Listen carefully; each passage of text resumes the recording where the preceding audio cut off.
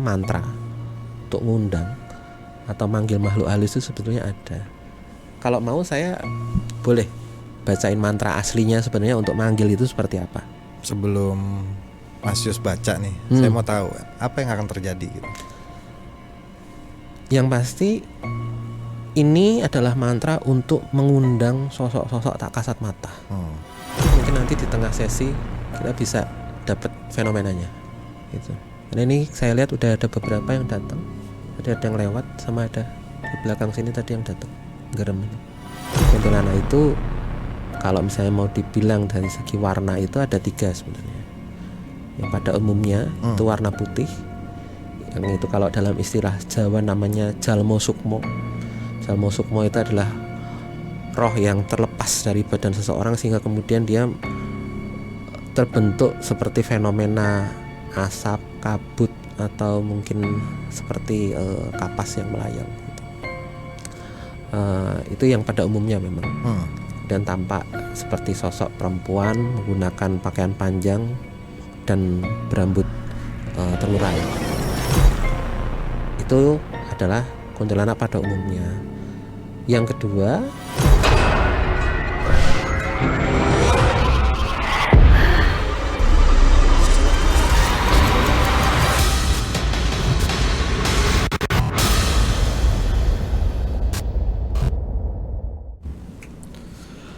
Assalamualaikum warahmatullahi wabarakatuh. Selamat malam Sobat Kumis. Gimana kabar malam Jumat ini? Semoga dalam keadaan yang sehat walafiat ya, amin. Balik lagi bersama saya Oik di podcast Kumis, Kupas Mistis, acara yang membahas tentang hal-hal mistis di sekitar kita. Dan tema kita malam hari ini yaitu tentang kuntilanak, misteri sosok kuntilanak. Jadi buat sobat-sobat Kumis yang mau tahu sosok kuntilanak ini seperti apa, dan mungkin lebih jelasnya yang kita telah hadir di studio kita ini yang bisa dibilang indigo dan praktisi metafisika. Selamat malam Mas Yus. Selamat malam, terima kasih Mas Oik sudah diundang kembali. Justru Mas Yus nih yang gimana kabarnya dulu? Oh, kabarnya baik, sangat-sangat luar biasa, terima kasih. Masih sibuk Mas Yus untuk urusan kerjaan di luar mistis nih, kayak kerjaan kantor lah. Ya, masih seperti biasanya, karena saya selain sebagai seorang praktisi metafisika dan supranatural, saya juga masih sebagai karyawan dan masih sebagai seorang lawyer juga, seorang pengacara juga. Jadi selain mungkin menangani dunia tak kasat mata, juga mengalami dunia mengerjakan dan melayani dunia yang nyata juga gitu. Tapi kan jadi narsum podcast juga masih jalan? Masih, tetap masih jalan. Nah, kemarin malah habis bahas Gunung Kawi. Gunung Kawi. Gunung Kawi. Boleh ada statement sedikit tentang Gunung Kawi nggak? Dari sudut pandang Mas Yus. Kalau dari sudut pandang saya, Gunung Kawi itu tidak seperti yang disampaikan atau dilukiskan orang-orang. Karena Gunung Kawi itu sebetulnya ada 3 lokasi. Pesarean Gunung Kawi, Keraton Gunung Kawi, dan ada yang satu yang jarang disebut orang tapi pusatnya sebetulnya di situ. Itu adalah lereng Gunung Kawi. Gitu. Nanti mungkin kapan-kapan kita bahas lanjutnya di Kumisnya. Oh iya, apa kabar tuh kalau kelas indigonya Mas Yus? Ya, kelas Indigo School sekarang masih berjalan dan sekarang sudah habis mengajar angkatan ke-8 dan sekarang kita mau buka untuk angkatan ke-9. Gitu. Jadi sudah sampai angkatan 9 saat ini. Makin kesini makin banyak yang ikut Mas Yus atau gimana? Minatnya ya, orang-orang mungkin semakin pengen tahu ya dunia supranatural, pemahaman spiritual supranaturalnya benar itu seperti apa, dan sehingga kemudian mereka mencoba untuk mencari pemahaman-pemahaman itu di kelas-kelas Indigo School yang memang ini beda pemahaman-pemahamannya dari arus-arus utama atau arus-arus mainstream lah. Kayak gitu. Saya cuman penasaran nih Mas Yus. Mungkin buat sobat Kumis di rumah juga informasi ya. Yeah. Kelas berarti kan ini kan mengandung satu pelajaran ya di situ ya. Itu ada diaturnya nggak sih? Maksudnya kalau misalnya kita membuka sekolah atau apa, pasti ada tuh izinnya gitu. Kalau kita kebetulan kita di bawah Batra ya. Batra itu Badan Supranatural Nusantara gitu. Juga itu yang di bawahnya forum atau FKPPAI itu forum penggiat paranormal dan metafisika. Dan sampai dengan sekarang memang kalau misalnya di tempat kita orang-orang yang memang selebihnya nggak hanya pengen tahu tapi ingin mencoba menjadi praktisi, ya itu juga sebenarnya ada jenjangnya juga. Berarti aman lah ya. Aman. Mas Yus, kalau kesibukan mistisnya nih sekarang apa nih? Lagi nanganin pasien kah atau Ya, gimana? kalau untuk sehari-hari sendiri melayani mulai dari konsultasi supranatural, melayani untuk permasalahan-permasalahan pengobatan non medis terutama, kemudian juga melayani mulai dari memberikan bantuan terkait juga konsultasi-konsultasi yang arahnya lebih kepada berbau-bau metafisika kayak gitu, bahwa kadang-kadang orang karena memiliki pemahaman yang salah justru di situ kemudian menimbulkan penyakit, justru di situ menimbulkan gangguan. Nah, ketika pemahaman ini diluruskan, justru kemudian penyakitnya atau kemudian apa yang diderita orang itu malah justru sembuh. Nah, itu yang kemudian saya coba tekankan atau lakukan saat ini. Oke, Mas Yus kan sekarang juga maksudnya sudah lumayan dikenal ya sebagai indigo dan praktisi metafisika nih. Ya. Bagaimana Mas Yus tuh mengkolerasikan kehidupan sehari-hari Mas Yus dengan permistisan? Sebetulnya kalau ada kaitannya nggak gitu maksudnya? Iya, kalau misalnya dikorelasikan tentu saja itu tidak bisa setiap saat, karena kalau itu dilakukan saya sendiri tetap menjaga antara batas-batas antara profesionalitas, antara kinerja dunia nyata dan kinerja dunia yang memang tidak nyata itu, kayak gitu. Karena kalau itu kemudian malah justru digunakan untuk sesuatu yang sifatnya kepentingan pribadi atau untuk sesuatu yang sifatnya untuk urusan pribadi, itu justru malah hasilnya jelek biasanya gitu. Tapi kalau saya sendiri, kalau misalnya memang sewaktu-waktu itu dibutuhkan, kayak misalnya ketika bertemu orang yang sulit atau kemudian menemui permasalahan-permasalahan yang ternyata orang itu juga menggunakan hal-hal yang di luar nyata itu tadi, ya apa boleh buat, lu jual gue beli, istilahnya gitu. Jadi nggak kemudian itu untuk pamer, nggak kemudian itu sewaktu-waktu digunakan, tetapi lebih kepada ya antisipasi aja, proteksi, dan kita sifatnya bertahan aja. Sewaktu-waktu kalau misalnya itu memang dibutuhkan itu baru keluar, tapi kalau seandainya tidak dibutuhkan itu tidak akan dikeluarkan. Gitu. Konsepnya mungkin sama kayak orang punya ilmu bela diri mungkin ya gitu. Lebih seperti itu. Oke. Nah, hari ini pembahasan kita tuh lumayan unik karena memang di pembahasan kita ini tentang kuntilanak. Ya. Hantu yang sudah sangat fenomenal ya, bisa dibilang gitu. Orang semua tahu kuntilanak. Tapi itu kan penjelasan dari orang-orang ataupun argumen-argumen dari orang-orang biasa. Kalau dari Mas Yu sendiri, kuntilanak itu seperti apa, Mas? Nah, ini menarik sebetulnya. Saya mungkin jadi sangat-sangat bersyukur bisa hadir di sini untuk menjelaskan, karena memang ada banyak hal yang salah kaprah. Saya memulai dengan saya pantik dengan sebuah pertanyaan, ya, sebuah pernyataan. Apakah ada yang namanya kuntilanak laki-laki itu? Gitu. Karena banyak mungkin entah itu praktisi supranatural atau mungkin saya nggak nyebut namanya siapa, tapi mungkin ada yang mengaku bisa melihat, mengaku berinteraksi, mengaku mungkin indigo, punya statement atau mengatakan bahwa ada loh kuntilanak laki-laki itu. Gitu. Kalau saya sendiri secara pribadi, menurut pengalaman saya dan menurut apa yang kemudian saya pahami dan alami selama ini, nggak ada itu namanya kuntilanak laki-laki. Karena konsep yang namanya kuntilanak itu sendiri, makhluk yang namanya kuntilanak itu sendiri, astral bernama kuntilanak itu adalah manifestasi dari energi feminim, manifestasi dari energi seorang wanita yang, nah ini, itu berkaitan dengan namanya. Kuntilanak itu berasal dari nama atau frasa itu namanya Puntianak. Itu ada catatan sejarahnya di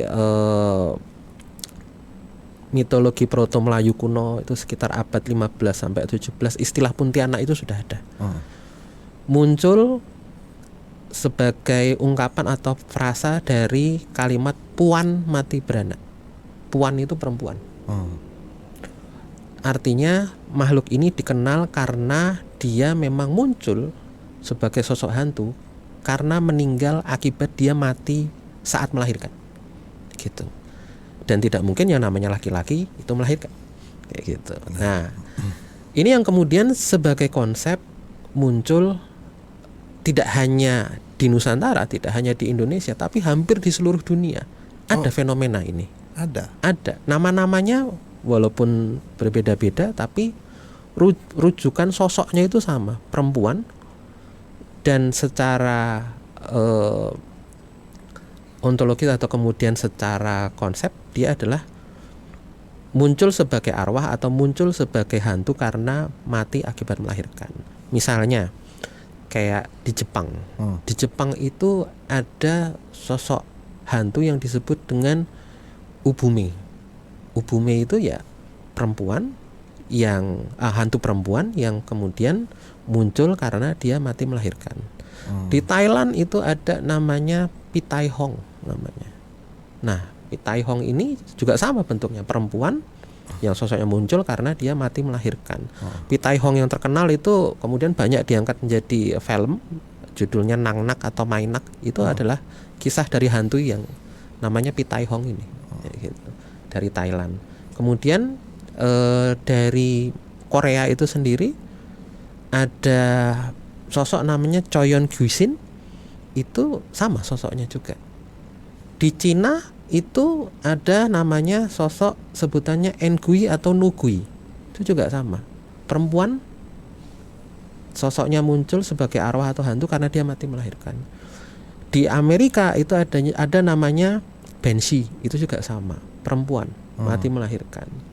Di Inggris ada namanya Lady in White. Di Meksiko ada namanya Lenonora. Di Eropa Timur ada namanya Rusalki. Bahkan kalau mungkin orang-orang bilang loh, orang-orang Eropa itu katanya logis, katanya nggak percaya hantu dan lain sebagainya, tapi mereka punya istilah itu, folklore itu mereka punya, gitu. Jadi bisa dibayangkan ini sudah menjadi sebuah sosok yang umum dikenal di mana-mana.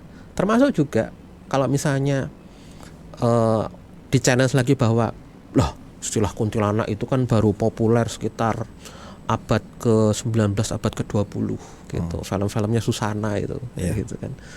Tapi jujur konsep bahwa konsep makhluk astral wanita itu dari zaman bahkan Singosari, zaman Majapahit itu sudah ada.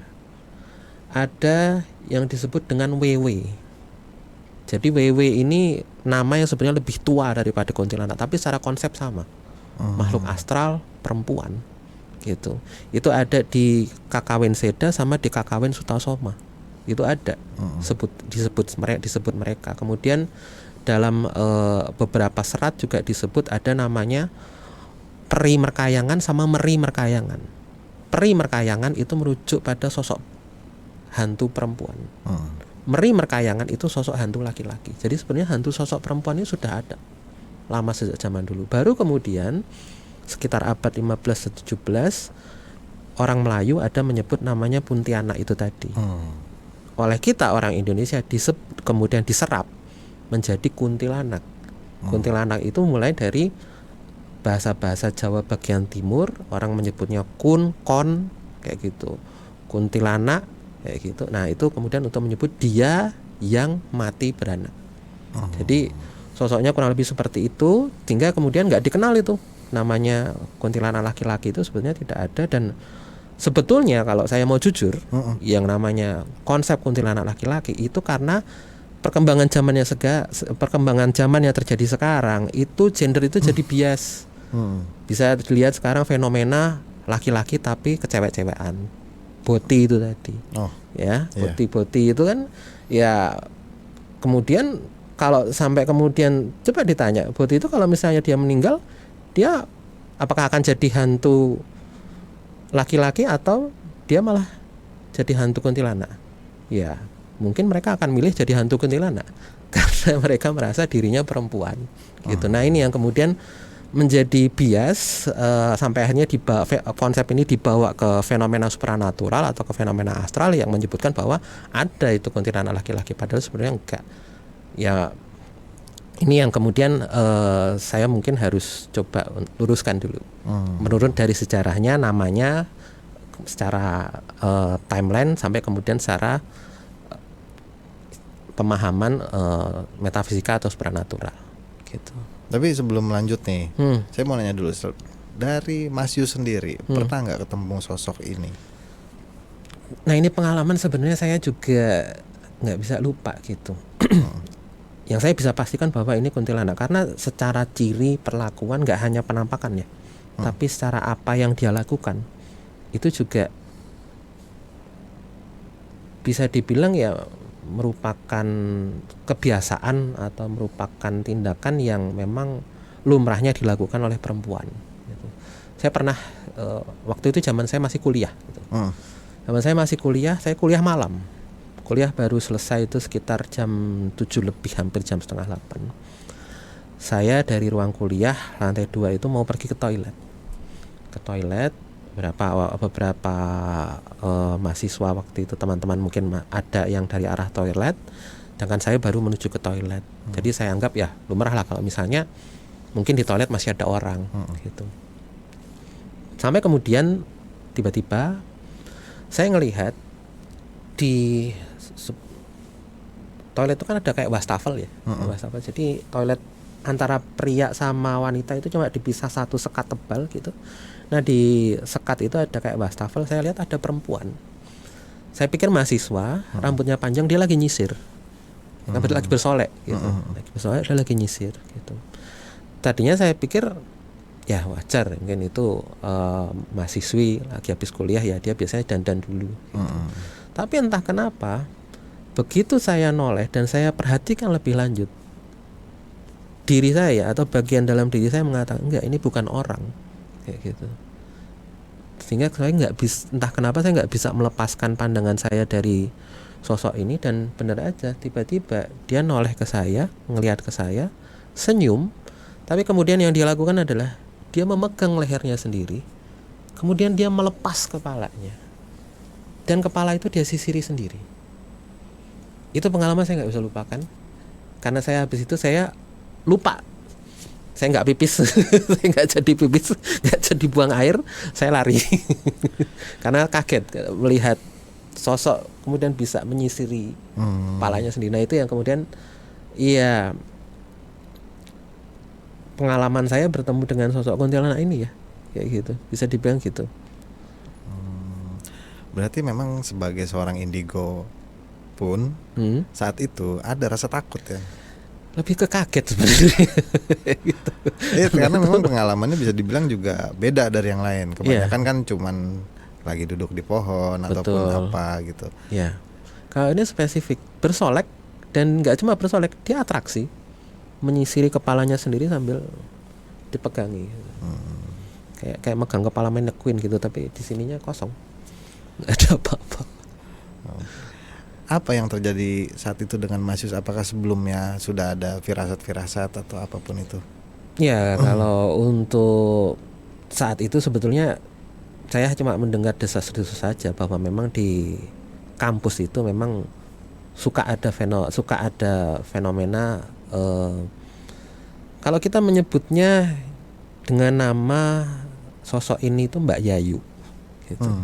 Jadi sosok Mbak Yayu ini katanya itu mahasiswi abadi, dan ya bukan mahasiswa abadi ya, tapi dia memang kuliah itu cenderung lama gitu, nggak lulus. Baru kemudian dia ketika sedang skripsi itu mengalami kesulitan sehingga memang kuliahnya lama, sampai akhirnya dia bisa skripsinya itu di-approve dan kemudian diizinkan untuk ujian pendadaran atau ujian skripsi. Cuma menjelang ujian skripsi dia malah meninggal. Ada yang bilang katanya meninggal akibat kecelakaan, ada yang meninggal memang karena pada dasarnya dia sudah sakit karena stres akibat mengerjakan skripsi itu, tapi pada dasarnya dia nggak kesampaian untuk mengikuti sidang skripsi. Nah, karena itu kemudian dia sosoknya masih kadang-kadang suka hilir mudik atau kemudian suka lalu lalang di sekitar koridor kampus, termasuk juga di bagian antara ruang dosen dengan toilet waktu itu. Itu sih kisah yang mungkin saya bisa berikan gambaran kenapa kok kemudian itu relate dengan pengalaman yang mungkin saya alami gitu. Sebenarnya kayak kuntilanak ini kalau misalnya kita dengar dari cerita-ceritanya gitu. Ya. Ini kan mereka sosok makhluk gaib yang cenderung iseng ya. Bisa dibilang begitu ya. Iya. Tapi ada nggak sih persyaratan khusus gitu ketika tiba-tiba ditampakkan dengan kuntilanak? Menurut Mas Yu sendiri seperti apa? Maksudnya kadang orang ngeliat kuntilanak karena ngomongnya sembarangan atau apapun itu gitu. Karena pada dasarnya memang makhluk ini kan memang pada dasarnya bagaimanapun dia perempuan ya. Gitu. Pada dasarnya dia perempuan. Tentu saja yang kemudian lebih banyak sebetulnya berinteraksi dengan sosok ini itu ya jadinya laki-laki gitu. Ada suatu kisah atau fenomena sekitar 80 90-an itu ada banyak sekali beredar cerita bahwa orang itu kemudian ditemukan dalam kondisi atau keadaan tanpa busana di kuburan gitu.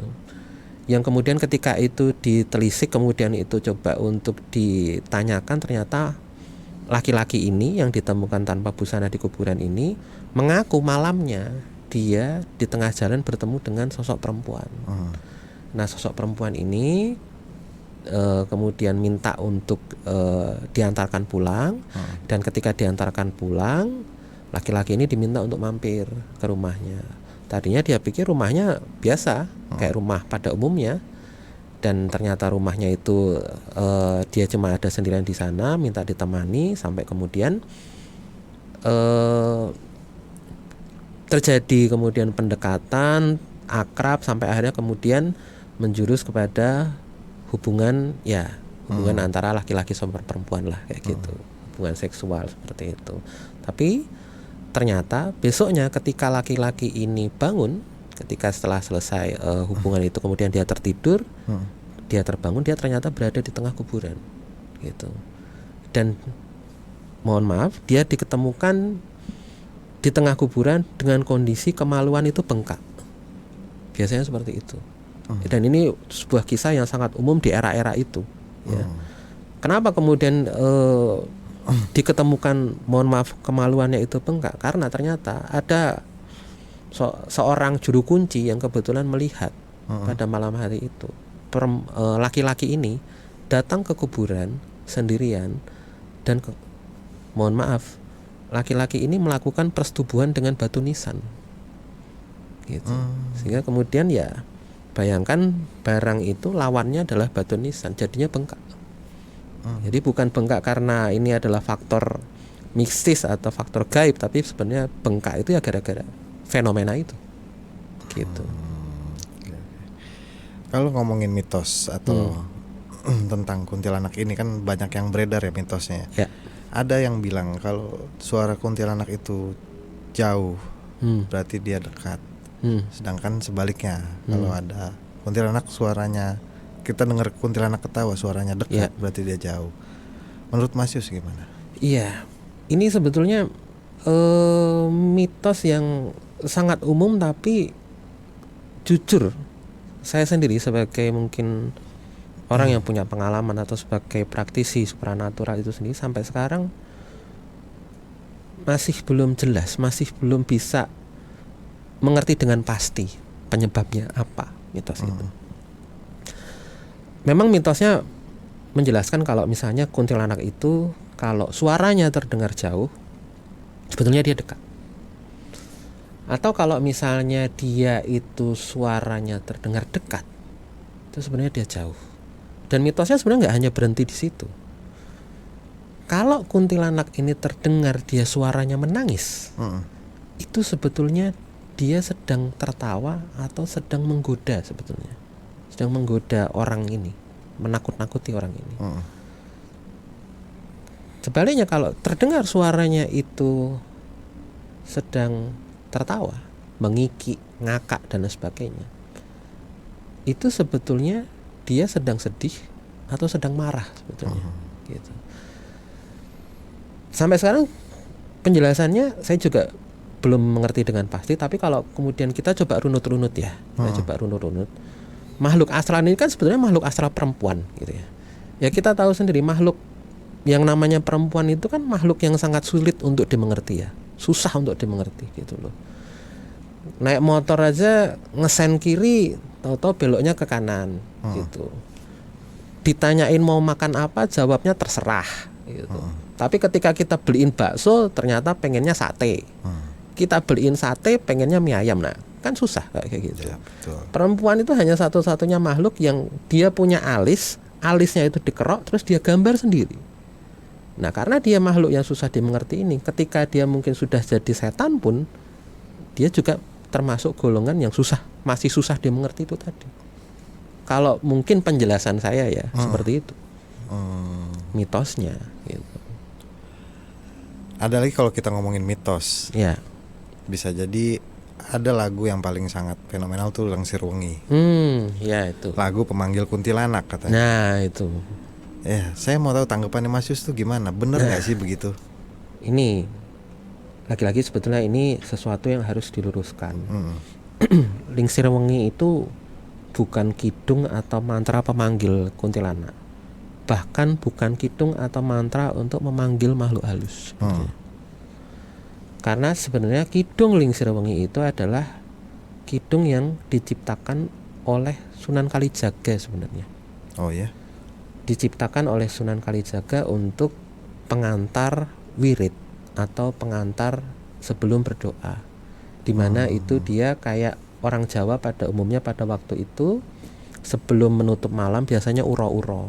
Nah uro-uro itu dia dengan nembang lagu Lengsir Wengi itu. Dan sebenarnya lagu Lengsir Wengi itu lebih tepat kalau sebagai praktisi supranatural atau sebagai spiritual itu adalah sebagai tolak bala sebenarnya.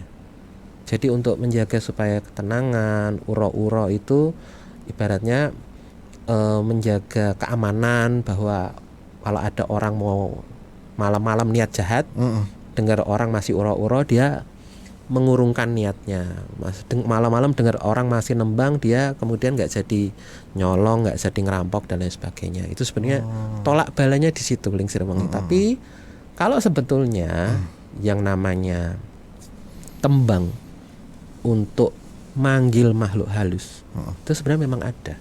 Atau kalau istilah supranaturalnya mantra untuk ngundang atau manggil makhluk halus itu sebetulnya ada. Kalau mau saya boleh bacain mantra aslinya sebenarnya untuk manggil itu seperti apa. Sebelum Mas Yus baca nih, saya mau tahu apa yang akan terjadi gitu. Yang pasti ini adalah mantra untuk mengundang sosok-sosok tak kasat mata. Dan biasanya kalau orang yang memang mengundang ini, dia bisa berkomunikasi dengan sosok-sosok itu, kemudian silahkan apapun yang mau dilakukan silahkan dilakukan atau dipersilahkan, atau kemudian kalau mau menunjukkan eksistensinya itu dipersilahkan di sini. Gitu. Ada yang bisa kita buktiin nggak di sini? Kalau jujur secara langsung saya nggak bisa memastikan karena itu nanti terserah dari mereka. Tapi kalau seandainya mau dicoba ya silahkan. Mungkin menggerakkan satu benda. Kalau misalnya dia mau menggerakkan satu benda silahkan ya, nanti kita coba ya. Tapi kalau misalnya tidak bergerak ya berarti memang energinya tidak sebesar itu. Oke, silahkan Mas Yus.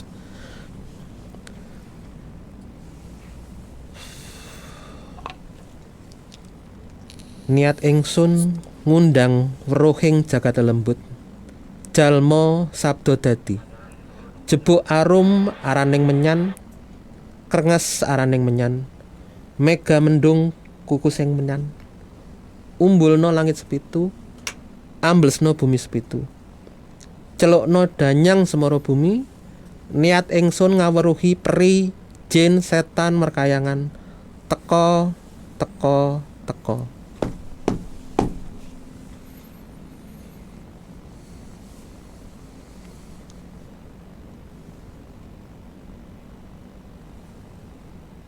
Buat yang sudah datang di sini, dipersilahkan. Apapun yang ada di sini boleh digerakkan. Suara, silakan dilakukan.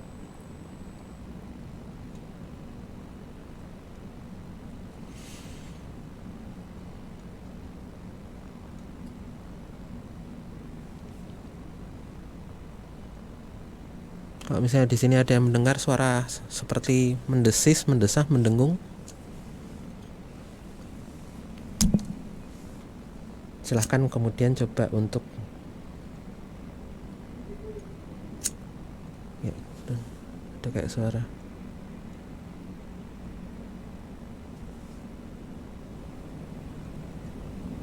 Ada yang menggeram sana tuh barusan.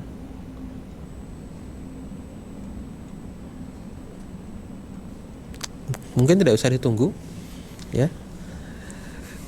Sambil mungkin kita lanjutkan, dan siapa tahu mungkin nanti di tengah sesi kita bisa dapat fenomenanya, gitu. Karena ini saya lihat udah ada beberapa yang datang, ada yang lewat, sama ada di belakang sini tadi yang datang, garam ini, gitu. Oke Mas Yus, kita lanjut aja ya. Oke. Memang kalau bahas mungkin makhluk kuntilanak ini nggak ada habisnya nih. Ada lagi mungkin mitos yang bisa kita bahas tuh tentang kuntilanak berwarna merah, hitam, ataupun kuning, hijau, ungu, akhirnya banyak warnanya. Boleh dijelaskan sedikit ya Mas Yus? Iya, ini lagi-lagi saya sendiri agak mengomentarinya agak geli gitu. Kenapa Mas? Karena pada dasarnya kuntilanak itu bukan Power Ranger ya. Nggak ada ya itu namanya kuntilanak kuning, kuntilanak hijau, kuntilanak ungu, kuntilanak biru, itu nggak ada. Sepengalaman saya, sepemahaman saya, kuntilanak itu kalau misalnya mau dibilang dari segi warna itu ada 3 sebenarnya. Yang pada umumnya itu warna putih, yang itu kalau dalam istilah Jawa namanya Jalmo Sukmo.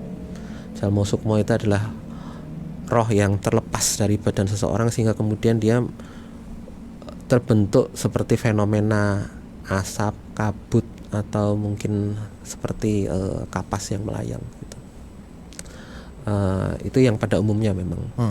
Dan tampak seperti sosok perempuan menggunakan pakaian panjang dan berambut terurai gitu. Itu adalah kuntilanak pada umumnya. Yang kedua, yang memang itu fenomenanya ada, itu adalah kuntilanak merah gitu. Kuntilanak merah ini muncul karena secara aura atau secara energi tubuh dia itu memunculkan rona atau kroma warna kemerahan akibat pancaran energi dendam, kemarahan, emosi yang meledak tinggi, atau melukiskan kondisi yang menunjukkan bahwa dia itu mati mengenaskan gitu. Biasanya muncul karena perempuan yang mati, entah itu dimutilasi, entah itu kemudian itu dibunuh dengan sadis atau dengan brutal gitu. Sehingga kemudian memunculkan rona warna merah, dan bagi mungkin orang yang peka itu tampak seperti darah yang kemudian muncul di mana-mana gitu. Nah, itu kuntilanak merah yang kedua. Sedangkan mungkin yang ketiga, sosok yang ketiga itu adalah kuntilanak yang warnanya hitam. Kalau kuntilanak yang warna hitam itu sebetulnya adalah wujud sosok kuntilanak yang sudah menjadi perewangan. Perewangan itu sendiri adalah sebenarnya makhluk halus yang secara energi dia sudah diritualkan dan diikat, kemudian bisa dimanfaatkan untuk keilmuan tertentu, untuk kemudian keilmuan tertentu. Entah itu untuk pesugihan, entah itu untuk pelet, atau bahkan itu untuk santet gitu. Dan memang untuk kemudian membuat sosok kuntilanak hitam ini juga melalui ritual yang panjang dan gelap juga gitu. Yang kalau misalnya bisa digambarkan ya sosok perempuan yang sengaja disekap, disiksa, hanya diberi makan bangkai dan lain sebagainya, sampai kemudian dia meninggal dalam keadaan dendam, marah, dan ngenes gitu ya. Sampai kemudian dia akhirnya setelah meninggal itu malah secara energi sosoknya diritualkan, yang kalau dalam bahasa sederhananya adalah ritualnya itu adalah ritual perkawinan sebenarnya. Jadi sosok kuntilanak atau sosok arwah dari wanita yang meninggal setelah diritualkan atau disekap ini tadi, itu kemudian dinikahi, dan kemudian maharnya biasanya adalah sebentuk besi kuning atau sebentuk batang emas pipih gitu, yang itu kemudian muncul fenomena dipahami sebagai paku kuntilanak. Padahal sebenarnya paku kuntilanak itu sebenarnya adalah sebuah media untuk mengikat atau untuk bagian dari ritual penyambung antara dunia manusia dengan dunia astral atau dunia makhluk tak kasat mata itu. Gitu. Dimana paku kuntilanak itu kalau misalnya dilukiskan kan, kalau digambarkan di film kan, itu kan kuntilanaknya kepalanya di atasnya di paku gitu, terus nanti dia bisa jadi manusia. Iya, itu benar nggak? Padahal sebenarnya enggak seperti itu. Paku ini hanya sebagai media saja, vessel, sebagai perantara saja. Biasanya paku ini ditaruh di sebuah altar, diritualkan bahwa ini adalah sebagai pengikat perjanjian atau pengikat energi antara praktisi supranatural, paranormal atau dukun ini dengan sosok perewangan kuntilanak ini, gitu. Dan biasanya kemudian paku ini kalau misalnya untuk nyantet orang atau untuk mengerjai orang secara halus atau non medis, biasanya ditusukkan ke boneka seperti boneka voodoo itu, yang itu sudah kemudian divisualisasikan atau kemudian sudah ditempeli nama, sudah dimasuki bagian-bagian tubuh, rambut, kuku, darah dan lain sebagainya dari target. Itu paku itu ditusukkan, dan ketika paku itu ditusukkan, orang yang di sana sakit sampai meninggal, gitu. Lalu kemudian paku ini kadang-kadang juga dipakai untuk kemudian ditorehkan atau kemudian dibuat kayak semacam sayatan memanjang di wajah gitu atau di bagian-bagian tertentu, dan itu kemudian menjadi media pelet, gitu. Itu namanya pelet kuntilanak itu seperti itu. Atau kemudian ya paku ini kemudian disimpan atau ditanamkan di sebuah toko atau tempat usaha, dan itu kemudian mendatangkan kekayaan. Itu juga bisa seperti itu. Nah, makanya kalau misalnya dibilang yang namanya paku kuntilanak, itu sebetulnya bukan seperti yang digambarkan orang, tapi sebenarnya itu adalah bagian dari sebuah benda yang sudah diritualkan dan diisi atau diinjeksi oleh energi perewangan kuntilanak hitam itu. Ya, gitu. Berarti memang sosok kuntilanak ini bisa dijadikan satu perewangan ya, maksudnya seperti pelet atau pengasihan. Ya, betul. Kalau pertanyaannya ada makhluk gaib lain bisa menjadi seperti kuntilanak atau genderuwo, pocong gitu? Sebenarnya bisa. Makhluk-makhluk kayak misalnya seperti genderuwo aja misalnya, itu biasanya diritualkan dengan memberikan entah itu bakaran sate gagak yang dicampur dengan terasi untuk sajennya, yang kemudian diolesi oleh darah ayam cemani, gitu. Itu biasanya adalah ritual untuk pesugihan genderuwo, gitu ya. Nanti kalau misalnya setelah ritual itu akan kayak jatuh kayak sebuah bulu, gitu. Bulu kayak ijuk itu, nah itu bulu atau ijuk itu harus disimpan. Bulu atau ijuk itu harus disimpan, dan itu yang kemudian nanti akan digunakan untuk mendatangkan kekayaan, gitu. Nah, tapi ketika suatu saat ada entah itu burung gagak atau kemudian ada itu ayam cemani yang disembelih, karena syaratnya biasanya ayam cemani atau burung gagak ini harus disembelih dengan tangan sendiri, tidak boleh dengan tangan orang lain.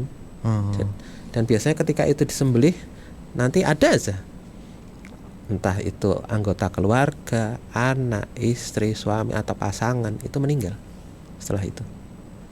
Jadi kayak semacam jiwanya ditukar kayak gitu melalui ritual ini. Nanti kalau sudah ada yang meninggal itu biasanya terus kaya kayak gitu. Itu ritualnya biasanya sebetulnya nggak hanya terbatas pada kuntilanak itu, pesugihan itu banyak kayak gitu. Dan yang saya ungkapkan ini sebenarnya hal-hal yang sebenarnya ya banyak dikip oleh para praktisi-praktisi yang memang pelakunya gitu. Ada satu pertanyaan nih, Mas Yus, kenapa ada istilah kuntilanak baru? Mungkin dalam artian di dalam satu tempat atau kejadian gitu, ada seorang wanita yang matinya mengenaskan, tapi tiba-tiba di situ ada kuntilanak, tiba-tiba ada sosok kuntilanak di situ, mukanya mirip dengan perempuan yang tewas mengenaskan itu. Ada penjelasan nggak di situ? Ya, pada dasarnya gini ya, saya mungkin membatasi bahwa ini bukan klaim atau mungkin kita nggak membahas tentang agama, bahwa mungkin kalau ada yang menyebut itu sebagai jin atau korin ya itu kita persilahkan ya. Tapi sebetulnya kalau dari segi metafisika itu sebenarnya pemahamannya adalah ketika manusia itu meninggal atau perempuan ini meninggal, kalau secara hukum fisika energi yang ada di dalam orang itu atau energi yang kemudian dibawa sebelumnya oleh orang itu kan terlepas gitu. Badannya mati pada saat dia meninggal, badannya kemudian off gitu, tapi kemudian energinya lepas. Nah, energi ini kan pada dasarnya tidak bisa diciptakan dan tidak bisa dimusnahkan kayak gitu. Jadi ketika dia lepas, sedangkan mungkin kalau secara biologis bagian tubuh yang energinya paling gede itu kan sebetulnya dari kepala, dari otak gitu. Muatannya ketika dari kepala ini lepas, itu juga membawa serta karakter, membawa serta ingatan, memori, sifat, emosi, atau sesuatu yang sebenarnya tidak lain adalah personifikasi atau diri dari orang itu. Nah, ketika energi ini lepas kemudian sosoknya, ya tidak heran kalau kemudian menyerupai sosok dari orang yang meninggal itu. Apalagi ketika orang itu meninggal dalam kondisi mendadak, itu muatan energinya pasti gede. Misalnya mati dalam kondisi dia sedang berjuang melahirkan. Orang berjuang melahirkan itu kan berusaha kemudian menggunakan energi yang sangat-sangat tinggi, sangat-sangat besar gitu. Apalagi ketika dia mati mendadak, masih meninggalkan mungkin beban terhadap keluarga, meninggalkan mungkin hal-hal yang dia masih tidak bisa ditinggalkan kehidupannya, dan meninggalkan anak, meninggalkan pasangan, atau bahkan mungkin meninggalkan miliknya dan lain sebagainya. Dia belum mati dalam kondisi belum siap, ya itu kemudian membuat muatan ini semakin besar. Nah, ketika muatan ini menjadi sebuah muatan energi yang besar, manifestasinya bahwa kemudian energi ini bisa terlihat atau kemudian memunculkan fenomena-fenomena gaib, fenomena-fenomena mistis, fenomena-fenomena supranatural, ya itu kemudian akan menjadi sebuah fenomena yang nyata. Tiba-tiba muncul kayak bau, entah itu bau kembang, bau menyan, atau kemudian bau harum kayak gitu. Atau kemudian juga memunculkan fenomena suara seperti suara orang menangis, suara orang memanggil-manggil, atau kemudian memunculkan fenomena yaitu tadi penampakan. Ada orang melihat orang yang meninggal ini masih berada di sekitar rumahnya atau masih berada di sekitar tempat dia meninggal. Seperti kayak kemarin itu ada kejadian di sebuah perlintasan kereta api, wanita menggunakan kerudung itu ketabrak kereta, serempet kereta sampai terpental dan meninggal di tempat. Nah, itu orang-orang yang termasuk penjaga stasiun, security yang jaga di stasiun, keamanan jaga di stasiun, sering itu jam 11 malam itu lihat ada sosok pakai kerudung putih perempuan itu berdiri di samping rel sampai sekarang kayak gitu. Nah itu sebetulnya kalau secara ilmu metafisika itu nanti akan hilang dengan sendirinya, karena energi itu kan kemudian nanti akan terurai. Energi itu kemudian nanti akan menyatu dengan alam dengan sendirinya. Cuma memang kalau ternyata memang muatan energinya gede, intensitas atau beban energinya gede, yaitu nanti akan terurainya lama kayak gitu. Nah ini yang kemudian mungkin bisa menjawab kenapa ada istilah yaitu hantu baru, kuntilanak baru, arwah penasaran kayak gitu. Beda sama arwah pemasaran ya kalau arwah penasaran gitu. Berarti memang ini ada hubungannya nggak sih kalau misalnya kuntilanak itu, karena memang ada cerita begini dalam dua orang yang sama-sama melihat kuntilanak. Yang satu melihat benar-benar sosok wanita berambut panjang bergaun putih. Yang satu lagi karena memang dia tidak takut sama sekali. Yang terlihat cuma asap. Menurut penjelasan metafisika itu seperti apa ya?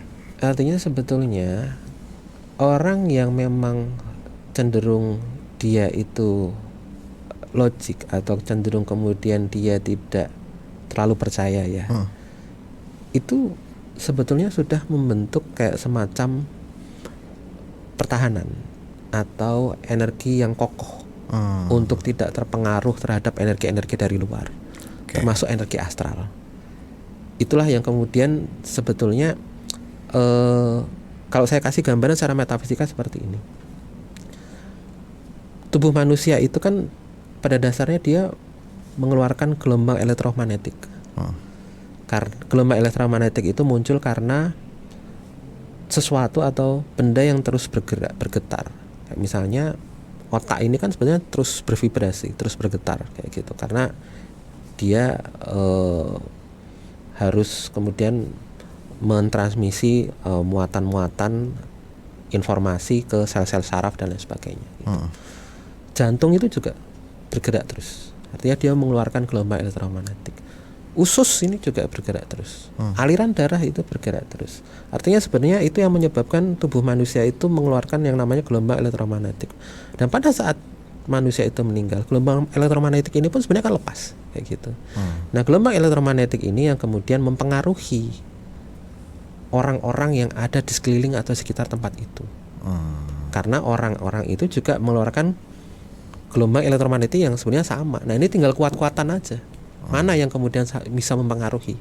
Nah ketika kemudian orang ini itu takut, gelombang elektromagnetik yang kemudian berasal dari orang yang meninggal ini itu lebih mudah untuk mempengaruhi gitu, sehingga kemudian terasa mulai kayak mual, pusing, merasa tidak nyaman, merasa takut, merasa kemudian ada yang ngeliatin dan lain sebagainya. Itu sebenarnya reaksi alami karena reaksi gelombang respon atas gelombang elektromagnetik dari luar atau dari makhluk atau sosok itu, kayak gitu. Sedangkan orang yang cenderung logis dia sudah membuat pageran atau kemudian membuat pertahanan dari gelombang elektromagnetiknya sendiri, sehingga ketika tampak sebagai visual pun atau tervisualisasi pun itu hanya berupa kabut, hanya berupa asap. Sedangkan yang sudah kemudian terpengaruh itu kemudian bisa melihat sosoknya. Itu kemudian yang kemudian membuat kadang-kadang antara satu dengan orang yang lain itu penampakannya berbeda-beda. Begitu. Oke. Ya, sekarang kita masuk ke segmen batas nalar.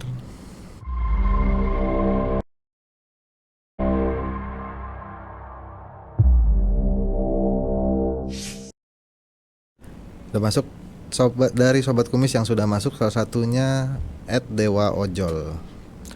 Mau nanya nih, banyak yang bilang kamera susah nangkep kuntilanak karena mungkin kamera tidak punya emosi di situ. Menurut Mas Yus gimana? Apa memang sosok kuntilanak itu tidak bisa direkam atau ada penjelasan lain? Pada dasarnya kamera itu bisa menangkap sosok makhluk halus. Pada dasarnya, karena sering terlihat ada rekapan atau footage asli itu dia bisa menangkap makhluk halus atau penampakan makhluk halus. Meskipun sebetulnya ada tahapan-tahapannya atau ada perwujudan atau bentuk-bentuknya tersendiri. Biasanya yang paling umum karena energi ini kemudian tidak terlalu, kalau ternyata energinya tidak terlalu besar, yang biasanya tampak itu adalah bentuk orb atau seperti kayak bulatan-bulatan cahaya atau sebenarnya kayak bercak-bercak di foto kayak gitu. Itu kalau kemudian dari sisi fotografi bilang bahwa itu belum tentu makhluk astral juga, itu bisa jadi adalah pembiasan karena lensanya kotor atau karena butiran-butiran debu atau lensanya berair atau embun kayak gitu. Tapi ada perbedaan di mana coba kalau misalnya dilihat orb itu, apakah dia itu tampak menyebar atau kemudian tampak hanya berdiam di satu tempat. Kalau orb itu kemudian tampak menyebar, bisa ada kemungkinan besar itu adalah pembiasan dari debu atau pembiasan titik-titik air di lensa.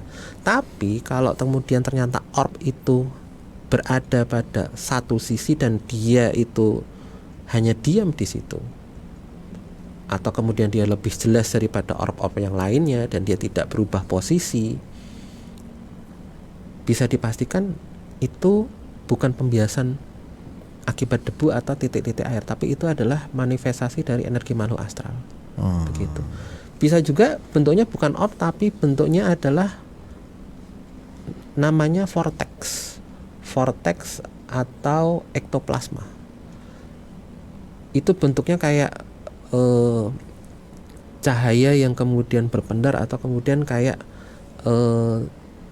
cahaya yang seperti kabut tipis kayak gitu. Itu vortex atau ektoplasma yang sebenarnya itu adalah perwujudan dari energi makhluk astral. Semakin sosoknya itu mirip atau menyerupai dari sosok perwujudan makhluk astral, itu berarti energinya kuat kayak gitu. Dari vortex atau aparisi atau dari vortex atau ektoplasma baru kemudian ada yang namanya apparition atau kita bilang penampakan. Itu udah kayak full body. Kalau misalnya dia penampilannya dia pakai kemeja, dia tampak pakai kemeja. Kalau dia penampilannya pakai belangkon, ya dia kayak pakai belangkon. Kalau dia pakai kerudung, ya dia pakai kerudung. Atau kalau misalnya dia rambutnya kayak ijuknya akan muncul seperti ijuk.